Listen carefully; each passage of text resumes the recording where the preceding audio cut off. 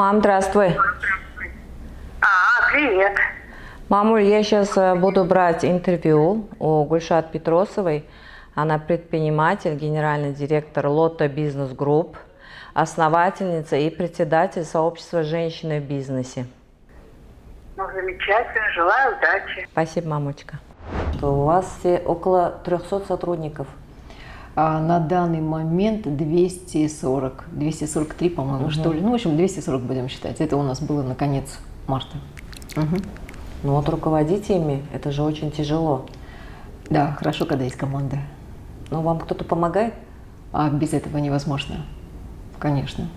И вот хорошо как раз-таки это умение эту команду собрать, и дальше она... Вот когда люди растут, тогда и бизнес растет. Да. Потому что один не может этим всем управлять. Ну вот в этом плане хорошо, когда есть поддержка таких профессионалов, экспертов, единомышленники.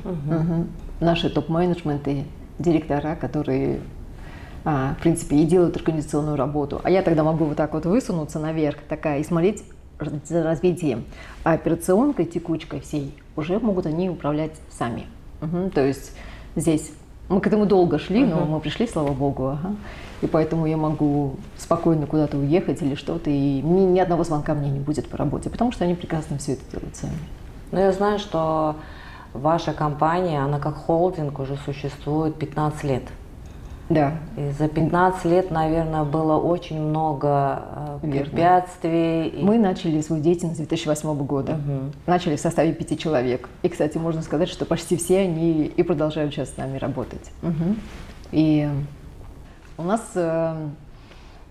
это семейный бизнес, где есть совладельцы, 2 брата, мы их жены, мы работаем до сих пор, все так же проходит, И у нас не было особо ни денег, у нас был небольшой бюджет семейный, где мы идея была, просто была идея, желание, немножечко совсем денег. И в целом мы думали о том, как это креативно так сделать, таким образом, чтобы результат был точно. И мы начали вообще с продажи техники, российская техника Скарлетт, с этого. На следующий год все пошло нормально, все хорошо. На следующий год обороты шли достаточно хорошо, мы стали прибавлять новые бренды. И вот так вот каждым годом мы добавляли все новые бренды. Варта, Panasonic, Energizer. Со многими поставщиками работали, итальянскими, и турецкими. Ну, то есть на данный момент это продукты Бондюэль, там, я не знаю, батарейки все эти, Папильон. Очень много, что в фудовом направлении, что в химии направлении. Ну давайте, я тогда, получается, перешла отчасти к одному из нашего бизнес-направлений. У нас их несколько. Да, Гульшат, я одно хочу спросить. Вот как вы пришли к тому, что вы решили открыть, начать бизнес? Это вы вчетвером собрались на кухне за чашкой кофе или чая и сказали: так, давайте начнем бизнес. Так нельзя. У меня только ощущение, что вы были с нами в этот момент. Да? Потому что оно фактически так и было. Мы просто сидели на кухне у нас дома. Обычно все собрания, первый год вообще все проводились у нас дома. И мы просто обсуждали, что такого мы могли бы сделать, потому что есть я. К этому времени дети уже пошли в школу, и я отчасти была свободна. И как бы можно было применить, куда-то свои знания. Деятельность. Знаний на тот момент еще не было. Да, но саму активность. И вот так вот мы собирались и обсуждали, вообще смотрели разные варианты. И вы знаете, так часто в жизни случается, что у нас всегда есть двери приоткрытые, возможности, но мы боимся в них заходить иногда и пропускаем так двери череда за чередой. А тут мы попытались, получилось, и как-то дальше оно все... Как бы вам сказать, Вот у нас в стране все проще на самом деле. Я когда во многих странах бываю, я расспрашиваю всегда других про бизнес. Какие там условия, какие эти. И я понимаю, что у нас вообще, оказывается, просто шикарно. И возможностей много. Возможностей очень много. Просто имей идею, немножечко таланта, хотя бы немножечко, умение собрать команду и вперед. Потому что у нас на самом деле двери спокойно открываются. И те условия, которые есть у нас, я когда другим рассказываю, они говорят: мы хотим к вам переехать в Туркменистан, например. Что самые лучшие условия для бизнеса по налогам, по субсидиям, по кредитованию льготному, про квартиры я даже не говорю. Мгм. И мы, когда вот так вот решили пойти в такое направление, экспериментировать, пробовать, я не знаю, как-то у нас все так получалось. У нас немножко подход, он был такой открытый. Я про него еще скажу, потому что это вот эта вот ценность одна, вин-вин. Многие говорят, что невозможно выигрыш-выигрыш, да? Да. Потому что тебя тогда съедят в бизнесе, если ты не будешь есть других. Но я очень часто в своей жизни вижу, что на самом деле это наиболее такой оптимальный экологичный подход. И он нам помог многие вещи классно у себя организовать, сделать. И когда не ты сам все бегаешь, делаешь, а ты такой сидишь в сторонке, наблюдаешь, а твоя команда делает. Потому что они хотят этого результата. Они тогда самореализуются. И развивая команду, я делаю хорошо себе. Мгм. Ну, здесь просто так у нас получалось достаточно неплохо в дистрибуционном бизнесе. Это не легкий бизнес, очень. Это очень дорогой бизнес. Дорогой не с точки зрения себе затрат, вот больше по таким вещам. Потому что, вот, например, смотрите, мы начинали с 5 человек, и на тот момент мы были сами бухгалтера, операторы, водители, маркетологи, склад держали, охранники, продавцы, кассиры, операторы. Вот в этот момент таможенники, мы были, я как-то посчитала, мы 15 профессий, видимо, в тот момент делали. Но это когда бизнес только начинает расти. И в целом сейчас в этом бизнесе около 130 человек. Это филиалы почти в каждом городе, кроме Ташауза, там у нас дилер. Везде есть команда. Здесь это 75, по-моему, что ли, человек. И это очень серьезный кропотливый труд, потому что что такое дистрибуция FMCG? Заключая контракты с поставщиками, например, бондюэль, скажем, да, какой-то продукции, неважно, с Германией, с Турцией, с Россией, Белоруссией, магазины, куда вы ходите, им невыгодно привозить товар самим. Слишком длинное логистическое плечо, да и стоимость большая. И есть дистрибуционные компании, которые закупают, привозят, а значит, заключают контракты, работаем с поставщиками, цепочка поставок, логистика должна быть отличная. Вот очень много бизнес-процессов, складирование, всего-всего. Боже мой. И это управление, оно сложное на самом деле. Требует очень много бизнес-процессов, но с другой стороны, его выработка, вот так вот, оно нам дало выход в другие направления, где мы уже могли хорошо делать. А у вас генератор идей кто? Из 5 человек, я имею в виду, из вашей команды. Кому такое приходит в голову? Ну, давайте так. Мне в этом плане проще, потому что, вы знаете, да, наверное, мы все очень разные. Что топ-менеджмент, что руководители, и в этом и есть наша сила, потому что мы вот так вот друг друга дополняем. Невозможно придумывать хорошие идеи. Тот, кто придумывает хорошие идеи, он вряд ли умеет хорошо потом подсчитывать риски и скрупулезно все считать. Это навыки, эти качества не конфликтуют друг с другом. И поэтому, например, вот даже элементарно мы делаем наше собрание, да, есть 10 человек топ-менеджмента в компании нашей, которые управляют всем холдингом. Совет директоров включает 3 человека. И если я какой-нибудь придумаю, замучу какую-то идею, мне легче видеть эти возможности. Я ее приношу, один ее скрупулезно обрабатывает, 3 смотрит риски, 4 смотрит, уже думает в это время, как бы он уже это сделал. То есть у каждого у нас своя роль. Да. И обычно я вот так вот приношу генератор идей, а они потом этот бардак пытаются как-то разрулить. Расхлебываете, да? Расхлебывать, да. И что-то из этого потом сделать такое. Генератор идей, вот по Адизису, получается, я даже не знаю, кто я больше, предприниматель, бизнес-консультант или такой много-много как можно сказать, все направлений. вместе. Да, все вместе, ага. И вот этот вот такой вот, все это вместе, оно позволяет к очень хорошему консенсусу приходить. Где мои экспертиза в бизнес-консультировании, как Я как консультант по развитию, организационному развитию и управлению, он мне помогает понимать в моем бизнесе, когда я пытаюсь сейчас выйти на новый уровень. Есть же этапы же жизни, циклы любой компании. И при выходе на новый уровень я уже понимаю, с чем я столкнусь, с какими трудностями они меня ожидают. И мне легче так их, ну скажем, нейтрализовать или применить как-то. То же самое, когда консультант.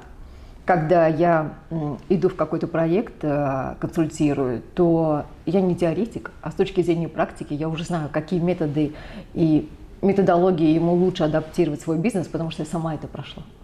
У вас уже опыт большой. Да, на этом знаю. Вот так вот работаю в дистрибуции. Это одно из направлений. Это одно из у вас наших 9 направлений. Да, ну я могу сказать, поправить вас, потому что есть основные направления. Это дистрибуция FMCG, где наша такая, знаете, склонность аналитики данных и автоматизации, многие вещи она нам помогла очень классно улучшить и убрать вот этот человеческий фактор. И когда мы все это внедряем у себя и обрабатываем, то потом наши партнеры иногда говорят: о, слушайте, классно, а можешь мне перекинуть эту программу? А вот у меня, например, пока мы с вами разговариваем, я знаю, сколько конкретно сейчас в Мары денег, и я знаю, сколько в Либабе конкретно должники мне сейчас должны и кто именно. В этот же момент времени, потому что все данные, ну, все настроено, весь управленческий, автоматизировано, и мне не надо никого ничего спрашивать. Мало ли кто мне скажет неправду. Я все это вижу. И все, что мне остается, это только сказать: а почему сейчас вот так-то, так-то, например. И когда мы показываем такие продукты, то, что мы у себя внедряем партнерам, а сколько мы бумаги сэкономили, это вообще же ужас. Мы вообще покупали каждый день пачками. Представьте, армия торговых идет, она же должна где-то это все фиксировать. Да.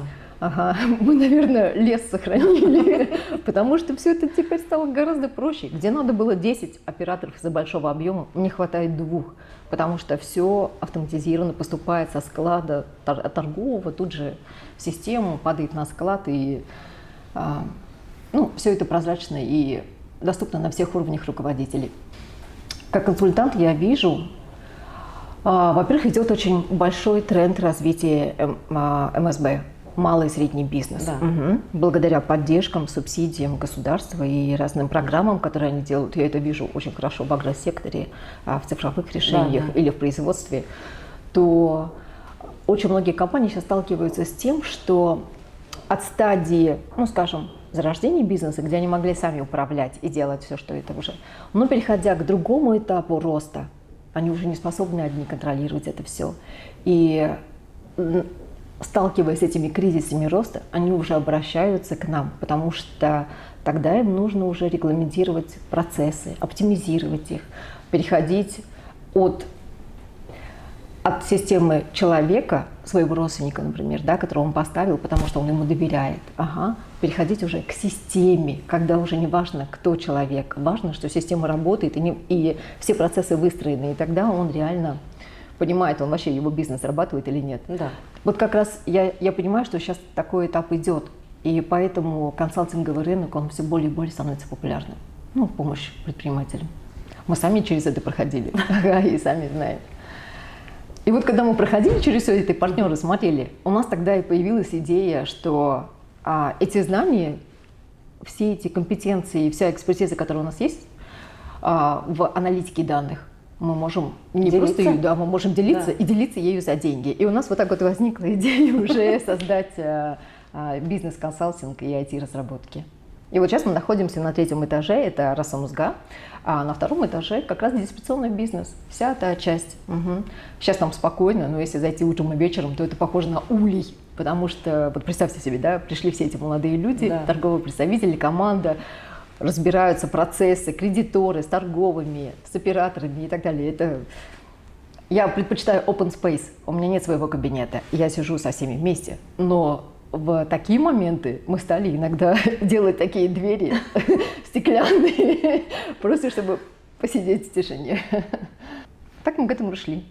А когда мы приходили, то, кстати, у нас, не знаю, как-то в культуре это что ли нашей компании, ну, мы любим экспериментировать, и мы всегда смотрим, какой тренд идет, и делаем продукты. И у нас так вышло свои корпоративные стартапы, Более того, я помню, лет 5 назад, когда мы только-только начинали работать с корпоративными стартапами, мы собирали людей, всех наших сотрудников, и говорили им, условия делали, например, объявляется конкурс на лучшую идею. Ну, диверсификация бизнеса, она всегда нужна. Да, это же тоже ведь риски и управление рисками входят в этот, ну и развитие бизнеса.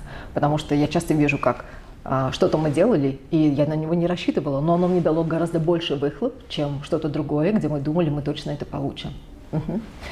И мы вот так вот собирали людей, говорили конкурс на лучшие идеи, у нас был приз, фонды, и вы не поверите, с Вилаятов, как они там активно взялись. У меня такое ощущение, что они пошли к ученым, они пошли в разные... Как будто себе все это держали, да? Кучу в себе, кучу, да, начиная с бизнес по приют на время, скажем, ветеринарный отель для тех, кто уезжает, приезжает в командировки. Ну или семья улетает, например, на них всегда может взять своего питомца. А у нас есть это? Я почему говорю, недавно я столкнулась, моя знакомая, она говорит, я уезжаю, я не знаю, кому оставить своего кота. Да, есть такое, да. Эта потребность есть. Есть потребность. Наша задача понять потребность. И если мы можем выработать на нее предложение, на этот спрос. И когда мы получили, начиная с рыболовного осетрового хозяйства, заканчивая вот разными идеями, вот это вот тоже очень такой хороший фактор, когда команда участвует и хочет быть сопричастна в этом. Я потом не раз получала спасибо от наших бывших сотрудников, которые говорили, а вот помните, вы тогда вот так вот делали, и вы знаете, я потом вот так вот пошла, делала это, в общем, и нормально. А вы не переживаете за конкуренцию, что ваши же партнеры или ваши же ученики или сотрудники, они смогут переступить через вас и начать свое и стать конкурентом вам? Баха, это и есть, конечно же. Но здесь надо вот такой момент сказать. Это вот опять вин-вин. Если я не буду развивать моих людей, я получу неграмотную, не очень эффективную команду людей, которые управляют моим бизнесом. Если я их развиваю, конечно, этот риск, про который вы говорите, он, скорее всего, так и будет. И часть уйдет. Но часть из них не принесет хорошие результаты. Они, развиваясь сами, самореализуются или самоактуализация, что ли, проходит. Да. И я получу от этого тогда гораздо больше. А потом еще такой момент есть один, когда, наверное, мы дошли до такого уже этапа, когда мы не можем просто брать, мы должны и отдавать. Вот давайте так. Я как гражданин своей страны, я беру, да, но я хочу уже отдавать. И я это делаю тогда в том, что мы делаем некоторые социальные проекты, они ничего нам не стоят. Мы просто, делаем это, когда мы уверены, что кому-то это развивает бизнес. Потому что он потом всегда возвращается. И этот вот принцип вин-вин, следование ему, я его на протяжении всей своей жизни очень часто вижу и вижу потом, как это возвращается, и мне, пусть даже где-то я вырастила, а такое бывало нередко, когда мы развиваем людей, они уходят потом и делают аналогичные продукты. Особенно, когда дело касается идеи, концепция в идее. Есть индивидуальность, да, и наш какой-то подход. И, например, когда мы собираемся много консультантов, мы можем быть консультантами все в одной отрасли, но мы все настолько действуем по-разному, что даже те ценные знания, которые я скажу и передам, он просто их может и не исполнить, например. Или исполнить, но это будет по-другому. По-другому. Да, потому что просто так скопировать обычно не получается. Поэтому и выходит, что есть, на самом деле, вы, наверное, тоже видите, есть много, магазинов, но вы же ходите иногда в какой-то один любимый. Да. Или есть много консультантов-парикмахеров, но вы же обращаетесь всегда к какому-то одному, потому что что-то есть такое, от чего оно притягивает качеством или профессионализмом, или чем-то еще. И мы стараемся вот так вот быть для нашего клиента. И когда в консалтинге, вот то, что вы сказали еще, знаете, на что это похоже? Иногда приходят клиенты, у них могут быть крупный бизнес, у них есть какая-то потребность, боль, которую они не могут решить сами. И для этого нужно иногда провести несколько встреч с клиентом. Это похоже, знаете, как на что? Психолог, как будто к доктору пришел пациент и говорит: доктор, вы знаете, у меня идет насморк. Вот как весна-осень, так я сразу, у меня ОРВИ, простуда. Выпишите мне, пожалуйста, противовирусное. А доктор, он расспрашивает, а почему это? А вот так, а давайте еще анализы сдадим, а вот Диагноз, это чтобы проверим, поставить. чтобы поставить диагноз. Да. И выясняется, что у него просто аллергический ринит на сорные травы весной. Ну, к примеру. Да. И часто в бизнесе тоже так бывает. Когда приходит клиент, мы разговариваем с ним много, мы ему бесплатно просто говорим, а попробуйте вот так, а вот так. Когда сначала выясняем, а что, собственно, у него болит. И он, побывав с нами, он скажет: о, супер, я бесплатно сейчас получил то, за что бы я заплатил. Ага, уходит такой довольный, у себя делает, внедряет. Но иногда ему не хватает поддержки консалтинговой или экспертизы собственной, и он возвращается снова, но уже с проектом. То есть, как бы, Нужно же этот продолжение. принцип, да, нужно же продолжение. И это продолжение желательно делать с профессионалами, которые помогут тебе это сделать. Например, недавно был у нас клиент один, который пришел и говорит: у меня крупный бизнес, но что-то с моей командой продажников не то, продажи у меня падают, срочно сделайте денег по продажам моим сотрудникам. Мы начинаем расспрашивать, а почему вы решили так, а какие именно проблемы вы испытываете, а что? И я понимаю же, что что-то не то, потому что, ну вот давайте, мы с вами, как и любой человек, мы часто думаем одно, говорим другое, а на самом деле там вообще третье. Да. Угу. И точно так же бизнесмен не всегда обладает компетенциями, чтобы четко дифференцировать и понять, что, в чем конкретно у него управленческая проблема, либо еще что-то. И мы ему говорим: пожалуйста, давайте перед тем, как составить программу обучения, можно мы сначала поговорим с вашими сотрудниками. Вам это не будет стоить что-то. Мы просто хотим выяснить, потому что мы не можем себе непрофессионально действовать. Ага. Мы пришли в компанию, поговорили. Махара, у него там просто нарушена система логистической поставки, система цепочек. У него просто не всегда бывает товар на складе, потому что и там несколько причин. И эти вот проблемы с аутостоком товара, с демотивированными торговыми, которые не могут закрыть свой таргет.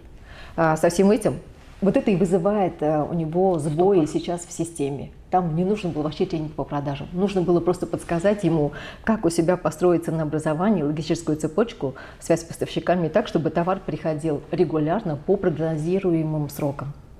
В чем то есть проблема? они когда Вы кончатся, тогда показали, и в чем забудут. проблема у него. Да, да. Где именно, как Да. говорится, собака Да. зарыта. Мы это сделали ему, мы не брали ничего, да, потому что мы берем, когда уже сам контракт и сам проект. Но и вот так вот, деля с ним, рассказывая, да, мы потратили свое время, но он потом в итоге перешел, и в итоге у нас потом хороший был с ним проект. То есть это вот, наверное, и есть тот принцип, не знаю, Получается, когда можно не по бояться. вашему разговору я поняла, как бы вы заманиваете клиентов, это вы даете первые как тестируемые советы. Это не заманивание. Будет непрофессионально, если он приходит, а мы говорим: так, Столько-то за стоит, час да? с нами, Да. давайте сейчас 100 баксов, там, допустим, да, какая-то есть сумма. такие? Есть, конечно. Но у нас другой подход. Мы не хотим так. Мы хотим действовать качественно и профессионально. И приходят они к нам, потому что Чтобы это был их выбор, чтобы они вот сами мало того, решали. что их выбор, мы вот так вот действуем, я вижу хорошие результаты, потому что очень многие клиенты, у них свои крупные бизнесы, у них вот так вот несколько раз у нас получилось, а далее мы как будто поженились, они регулярно приходят с новыми проектами, потому что их бизнес растет, и требуется все новые и новые вызовы решать. И вот так вот мы много лет по разным вещам с ними начинали с одного, и классно наблюдать за их ростом, на самом деле, и знать, что там часть эта наша сидит, и она и оплачивается, да. Ага. Но вначале мы даем ему возможность понять, в чем дело. Следующее ваше направление, Гульшат, какое? Недвижимость, я знаю, что вы занимаетесь, у вас Да, есть... Джаим, ага, это наш бизнес-проект. Квартира, там столько-то квадратов и сумма что-то рядом. А квартире ничего. Вам надо лично встречаться, договариваться. Да. Мы пытались сделать продукт. Мы сами так покопались, ничего не нашли. Поняли, что, если мы тоже не нашли, наверняка другие тоже не находят. И мы тогда сделали продукт, где я бы, или вот вы решили снять, не знаю, там, для своей внучки рядом, там, для детей, Да. квартиру рядом, чтобы они могли к вам приходить вечером чай пить. И вам важна инфраструктура. То есть вы смотрите, выбираю этот район, А в этом районе я хочу, например, возле такой-то школы жить. Ага. Прям точно с геолокацией вы можете выбрать несколько. Когда мы такое решение сделали, а это инновационное решение, более того, мы его сделали, по-моему, лет 5 или 6 назад, а до сих пор здесь еще нет его аналога. Но я знаю предпринимателей, которые приходили и рассказывали, и я понимаю, что их бизнес построен на парсинге с нашего Джаима и передаче его Я даже знаю, отцельщикам. что за какая-то компания. Вот так вот. И это возможность с хорошей фильтрацией выбрать себе дом. У нас были такие случаи, когда приходит клиент и говорит: а, например, вот вы видите, МИР-4, хочу прям конкретно дом 48, столько-то там комнаты, такие-то эти, такие-то, и вся детализация. То есть вы можете реально принять решение, не выходя из дома, не слазя из дивана. И бывало, что клиенты приходят и говорят: слушайте, я не могу квартиру продать, а сейчас, пожалуйста, можно просто написать там просто квартира такая-то без района, потому что ко мне как стали все приходить. И это слишком много, и уберите, пожалуйста, детализацию. Вплоть до такого было. А что тогда не продал? Цена не устраивала? Нет, продал, все отлично продал. Просто он думал, ну как обычно это происходит, а тут просто, как только он выставил геолокацию с подробным описанием, у него сотня звонков пошла, от чего он говорит. Это я к тому, что мы стараемся сделать решения, которые реально помогали бы другим принимать лучшие решения. Или, ну, скажем так, развивая сообщество и бизнес в целом. Мы за бизнес. Угу. А это значит и за людей, и за процессы. И все это можно сделать только когда вот реально команда и окружение хорошее. У нас все возможности для этого есть. Я же говорю, я много раз, представляете, вот там вот вы сказали на форуме в Ташкенте. Да. И, это было в Алмате. Нет. Недавно я ездила с нашей делегацией на форум в Алмату. Я была приятно удивлена, потому что такие наши, когда я говорю, все двери открыты. Очень многие участники делегации, они высокого уровня достаточно, но вот так вот познакомившись и поговорив, я понимаю, какие-то очень умные ребята с очень профессиональным отношением. Прям горжусь ими. А у нас как будто, к сожалению, у очень многих есть, как бы сказать, мы даже иногда не осознаем, какие хорошие плюшки у нас есть, а мы про них не знаем или не пользуемся. Знаем, да. Угу. Что про сообщество женщин? Почему вообще это возникло? Работая в консалтинге, я понимаю, что в принципе у многих бизнесов на определенных стадиях роста, развития бизнеса у них одни и те же проблемы. И возникла оттуда тогда идея, что легче вот так вот иногда встречаться, обсуждать, делиться, я не знаю, практиками, какими-то такими знаниями, не боясь конкуренции. И даже если мы в одной отрасли. И это помогает расти и им, и нам. Во-первых, прокачивая их компетенции, мы как консалтинговый бизнес получаем тоже больше возможностей, потому что это потенциальные клиенты наши. И для них хорошо. Опять вин-вин. Этот принцип, он всегда везде. Гужат, я знаю, в 2021 году вы основали сообщество женщин. Вы знаете, мы основали его... Нет, на самом деле мы сделали ровно 1 апреля. Мы создали это сообщество, когда мы открыто об этом сказали. Несколько предпринимательниц, мы собрались, и как раз ЕБРР устраивал... У них была площадка открытая, и мы туда нагло заявились и говорим: вот мы теперь сообщество. Мы еще подаем на регистрацию, но если ты хочешь развиваться, и развиваться не одна, потому что вместе быстрее достигать чего-то, то давай это делать вместе. Это у нас такое было. Это было ровно 1 апреля, и это оказалось не шутка. Мы за этот год, апреле того года. Вы в 2023? Всего лишь год. Да. До этого, наверное, то, что вы говорите, если вы смотрели информацию или смотрели какие-то вещи, то это, скорее всего, были наши просто социальные проекты. Потому что, говорю, мы уже, слава богу, дошли до того уровня, когда не только брать надо, но и отдавать. Да, я знаю. Вы принимали участие так же, как и в университетах, спонсоры, стартапы студенческие. Да, федерации спорта вы тоже были, гимнастики, спортивных танцев. Наверное, мы спонсировали. Да, мы да. спонсировали это, делали в рамках одного из проектов The Outs. Мгм. Да. Это там было. А сообщество женщин в бизнесе, сколько у вас там женщин-предпринимательниц уже за год? Смотрите, итого 80 человек, 82-83, если не За год? ошибаюсь. Да, за год. Из них предпринимателей мы просто как-то пытались понять, а кто, собственно, у нас, потому что мы вот так вот встречаемся, обмениваемся.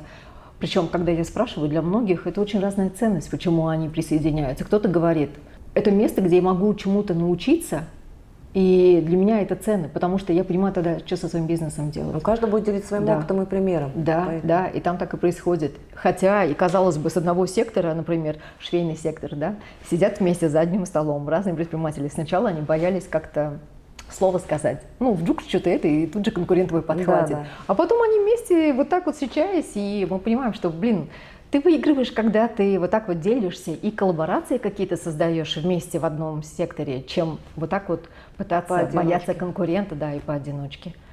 И из них, из нашего сообщества у нас где-то, я помню, что у нас 70% составляют предприниматели и плюс эксперты. Знаете, на самом деле, мы говорим, да, женщины в бизнесе, на самом деле у бизнеса нет пола.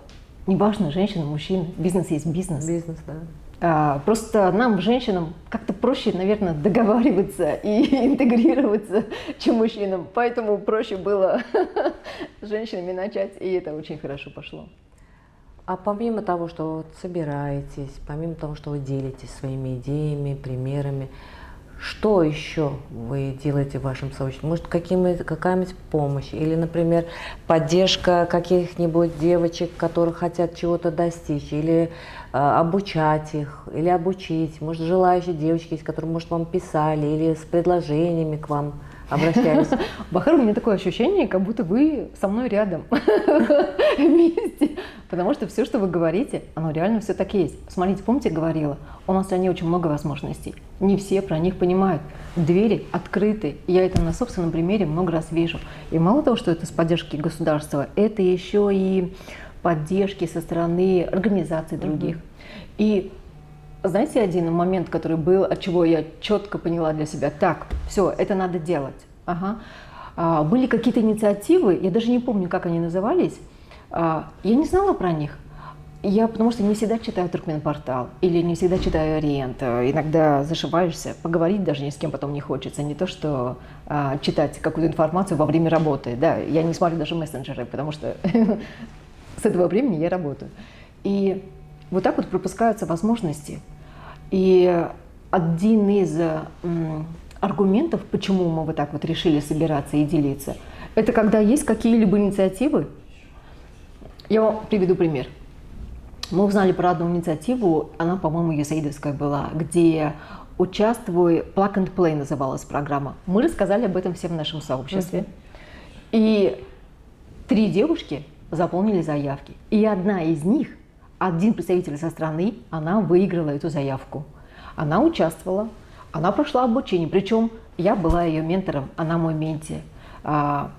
Объясню, мы в сообществе у себя, вот мы сейчас эту программу хотим обучение, менторство делать, потому что, например, если вы очень опытный журналист с хорошей экспертизой, вам точно есть чем поделиться с начинающими журналистами, Да. не боясь конкуренции, а потому что вы развиваете этот рынок, собственно. И вы могли бы быть прекрасным ментором, мне даже кажется, вот немного поговорю с вами, в любой отрасли, наверное, для начинающих предпринимателей. И вот так вот, когда вы делитесь тем, что ее ожидает, ей так быстрее расти, и мы в своем сообществе тоже так делаем. И вот моя, значит, девушка, это Менти, которая у меня была как раз, просто так совпало, не знаю, я ее уговаривала, иди учиться. Она говорит, я не понимаю английский. Значит, параллельно ты занимаешься. Мотивировали ее. Да, мы несколько раз так встречались, и в итоге она прошла обучение, получила приглашение на участие в выставке в Ташкенте. Там она получила несколько предложений, а потом в итоге она еще и, я бы не сказала, выиграла, потому что она много раз добивалась, и мы чего только не делали, чтобы она реально получила приглашение в Штаты уже на акселерацию стартапов. И она приехала, говорит, я реально получила что-то для своего бизнеса, да, возможность развития. То есть это вот один из примеров, когда есть много возможностей, и их надо просто брать. Но чтобы мы про них знали, вы, например, знаете про какие-то программы, и я знаю про другие программы по развитию бизнеса. Допустим, ЕБРЖ делает сейчас очень много инициатив. Ну, предположим, вы не знаете, но я знаю, потому что они напрямую мне рассылки присылают про инициативы там, по бизнес-диагностике, там, по развитию консультантов. И когда мы можем вот так вот делиться, от меня не убудет. Но если у вас все будет хорошо, я буду только рада. И потом, возможно, вместе вот так вот расти, мы тогда можем классные вещи делать, чем остаемся вот сами себе в потолок упираемся. Я с удовольствием сейчас вас слушаю. Все, я сегодняшний день в вашем сообществе. Берите меня. Приходите.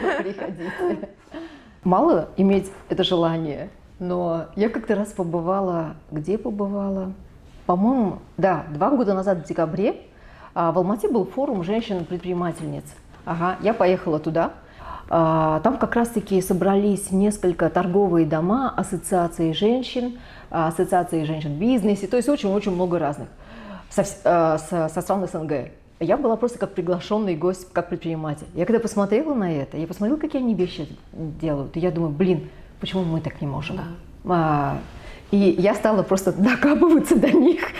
Они, я знаю, в это время давали гранты. Докапываться до них, пожалуйста, дайте грант на создание, поддержку, и чтобы мы могли у себя это тоже сделать. Я писала им в течение 2 месяцев несколько писем. И они в конце, наверное, просто чтобы отвязаться, дали нам грант. Там небольшие были суммы. Но этого хватило на то, чтобы мы просто вот начали собираться. А потом... Сколько у нас? 6 месяцев ушло на это. Но остальные 9 месяцев, сейчас это просто спонсирую я сама и несколько предпринимательниц. Мы просто складываемся. Одна нам за 3 цены дает аренду помещения зала. Вообще умница такая. Я так горжусь многими нашими женщинами в сообществе. Они прям классные. Но скромные, иногда во вред. Потому что, когда вот так вот в процессе узнаю, я говорю, а что ж ты этого не говоришь-то? Ты такие вообще умничка такая, и могла бы вот так свой сделать. Но себя же хвалить не принято. Вот это, кстати, один из тоже вещей, которые хотелось бы лидерство развивать. Менторство, лидерство, профессиональное ведение бизнеса. И вот так вот. И получается, кто-то дает аренду, кто-то оплачивает печеньки, кофе. Слава богу, спикеры у нас бесплатные. То есть иногда я даже приглашала моего вообще классный эксперт. Я вот здесь не хвалюсь, но это лучший эксперт, консультант по финансовому управлению. По совместительству мой муж Александр Петросов. Он, потому что прям, не знаю, он вот где его компетенция, профессионализм. И вы говорили еще, кто помогает. Вот он тот, кто расправляет мои крылья за спиной. Он, потому что такая очень хорошая поддержка. Я вот про семью поговорю сейчас еще чуть позже. И он приходил тоже, давал тренинги по финансам. Тренинги по финансам для нефинансовых, а именно просто по полочкам. Как и что нужно подсчитывать нам, владельцам бизнеса, чтобы мы точно понимали, мы вообще зарабатываем или мы в убытке. И знаете, такие вещи были, когда, например, и это радует, когда я хожу где-то, и подходят люди и говорят спасибо, а я даже не помню, это вообще я откуда ее знаю. Или, например, я когда зашла в магазин, а там наша одна из участниц сообщества, и она говорит, Гульшат, пожалуйста, возьмите любое, что вы видите в этом магазине. А почему? Зачем? Я не буду этого делать. Она говорит, понимаете, вы тогда нам рассказывали про управленческие компетенции, как управлять сотрудниками. Александр нам тогда рассказывал про финансы. И говорит, и я когда стала, инструменты дал, таблицы, и я когда стала понимать, я думала, я зарабатываю, а на самом деле я работала в убыток. И вот только после этого, когда я поняла, что, оказывается, вот какие я операционку учитывала, а не операционные расходы, я не все засчитывала. И выясняется, что я просто трачу свои деньги. И типа, вот я это поняла уже, я изменила, поэтому, пожалуйста, возьмите любую вещь, я вам благодарна. И вот когда вот такие вот вещи Бахара я встречаю, или подходят люди и говорят: здравствуйте, мы слышали у вас про сообщество, можно к вам прийти? Мы хотим подкачать свои навыки. Да вообще без проблем, мы это делаем для всех. Может, вам членский взнос какой-то сделать? Хорошая идея, Бахара, потому что спонсировать всегда я не могу. Но я не имею права брать членские взносы, потому что пока мы официально не зарегистрированы, а мы подаемся, мы уже 3-й раз подаемся. Я надеюсь, что все-таки у нас удастся это сделать, в ближайшем времени. А пока, в общем, пока брать я их не могу. Но действовать как сообщество, ведя протоколы, программа своя, например. И чтобы это сделать более таким экономным методом, вы знаете, какие, например, делаем вещи? Бизнес-экскурсии друг к другу. Я первая начала, когда ко мне пришли, я рассказала, как мы начали, как мы до этого докатились, что мы делали, какие вещи следует применять, какие у нас были ошибки, на какие грабли не следует наступать.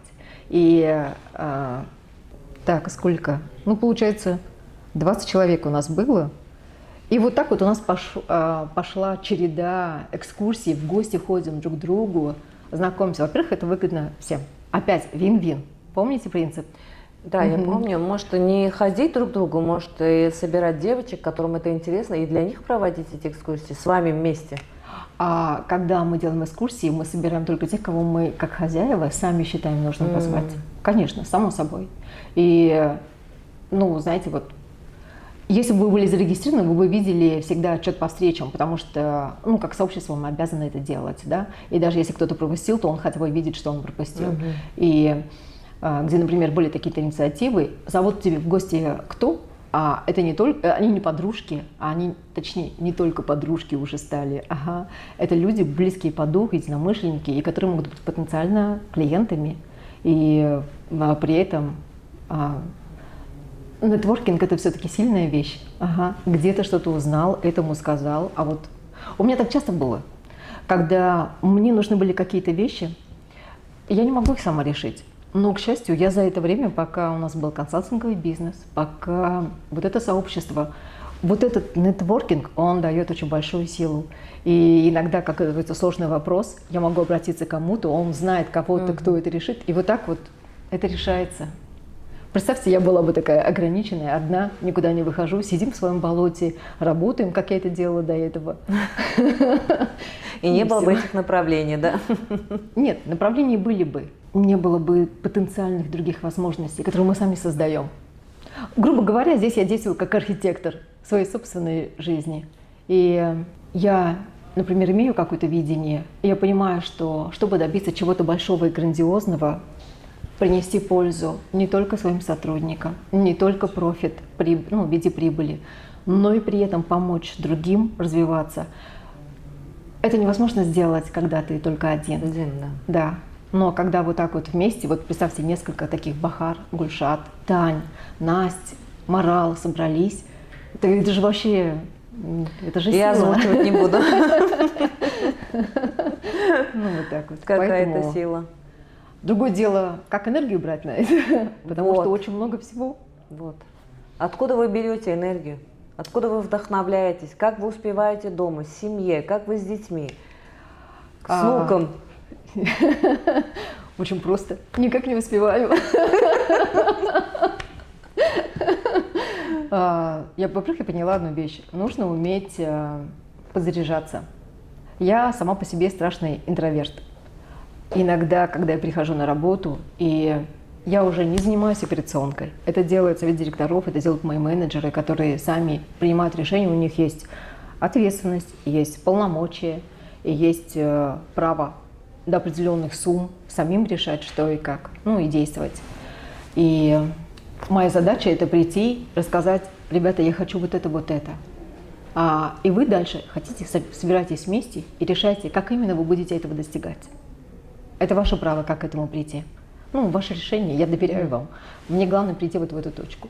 И вот так вот, приходя с одним направлением, с другим, с консультантами, с трейдом, иногда вот так вот разговаривая за день, Я же говорю, я интроверт, и я прям очень устаю, и мне нужно просто потом вечером спокойно посидеть одной, минут 5 хотя бы, и пытаться эту энергию в себе аккумулировать. Ну, что это значит? Это значит какие-то вещи, которые я обожаю делать, и я от них подпитываюсь. Я обожаю. Я вечный студент, я люблю учиться, я учусь всегда.